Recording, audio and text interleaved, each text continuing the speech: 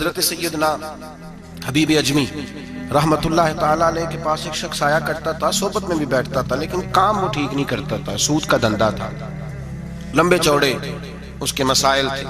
حالانکہ ایک ہی بیٹی تھی، وہ بھی دونوں ٹانگوں سے معذور تھی، دونوں ٹانگوں سے معذور، بڑے حکیم طبیب دکھائے لیکن بچی کو شفا نہیں ہوتی۔ شخص بھی اپنے مزاج کے لحاظ سے اچھا نہیں تھا۔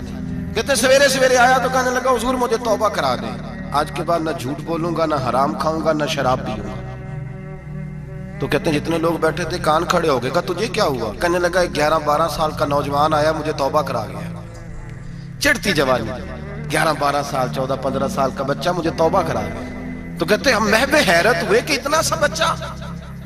تو کہتے ہیں کسی نیک باپ کا بیٹا تھا، کسی پرہیزگار ماں کا بیٹا تھا، گھر میں تربیت ہوئی۔ اتنے بچے تو خانقاہ بھی نہیں جاتے، اتنے سے بچے تھوڑی کسی ادارے کے فارغ التحصیل ہوتے ہیں، کس مدرسے سے پڑھے ہوتے ہیں؟ کہتے چھوٹی سی عمر۔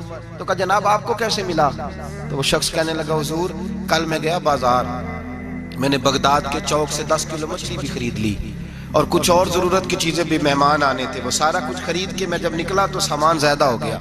چوک میں مزدور بیٹھے ہوتے تھے، میں نے کہا بھئی میرے ساتھ فلاں محلے تک سامان پہنچانا ہے۔ وہ بچہ کہنے لگا چچا اگر میں چلوں تو، میں نے اس کو ایڈریس وغیرہ بتلایا تو 3 دینار مزدوری طے ہو گئی سامان گھر پہنچانے کی۔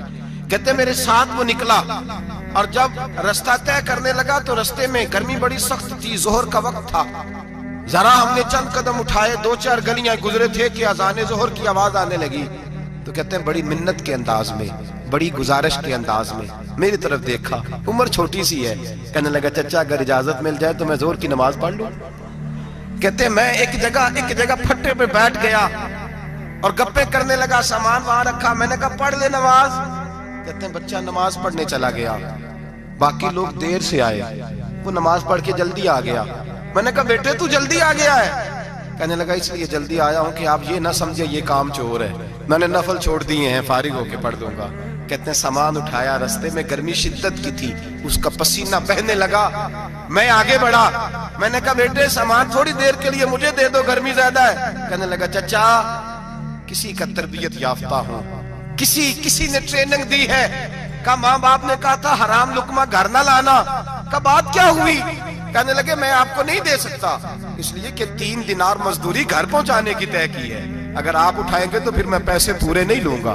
دامان توکل کی یہ خوبی ہے کہ اس پر پیبند لگے ہوتے ہیں پر دھبے نہیں ہوتے، میں پھر مزدوری پوری نہیں لوں گا، پیسے کم لوں گا۔ کہتے ہیں میں محو حیرت ہو گیا، اس جوان کی بات نے میرے سارے وجود تھر تھر کبا ڈالا کہ اس دور میں اس قسم کے لوگ۔ کہتے ہیں گھر لے گیا اس کو، میں سامان رکھا، میں نے کہا تم یہاں ٹھہرو میں 3 دینار مزدوری لاتا ہوں۔ کہتے ہیں پیسے لینے گیا تو بیوی کو بتایا، بڑا نیک ہے، بڑا پرہیزگار جوان ہے۔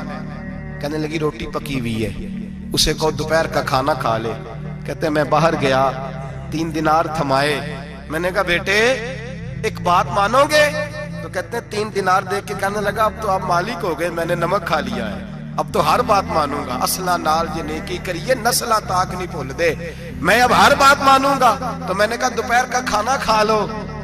کہتے ہیں اس کی گردن جھک گئی اور بڑے دھیمے لہجے میں کہنے لگا میں نہیں کھا سکتا، میں نے روزہ رکھا ہوا ہے، روزہ رکھا ہوا ہے، نفلی روزہ رکھا ہوا ہے۔ کہتے میں اور پریشان ہوا، میں نے فوری طور پہ سوال کیا کہ اب تو کدھر جائے گا؟ تو کہنے لگا اب میں کہیں نہیں جاؤں گا، میرے 1 دن کا خرچہ میرے ماں باپ نے جو ڈیوٹی لگائی ہے وہ 3 دینار ہے، پورا ہو گیا ہے، اب میں باقی جو وقت بچے گا یا قرآن پاک کی تلاوت کروں گا یا محمد عربی پہ درود و سلام پڑھوں گا۔ میں نے کہا افطاری کر لینا۔ کہنے لگا مجھے مسجد بتا دو، میں جا کے اللہ اللہ کرتا ہوں، مجھے شام کو لے آنا۔ افطاری ہمارے ساتھ اس کی طے ہو گئی، مسجد چلا گیا، مغرب بعد لینے گیا تو کہنے لگا عشاء کے بعد آنا، اب تو میں نے پانی سے افطار کر لیا، کھانا کھانے جاؤں گا تو جماعت رہ جائے گی۔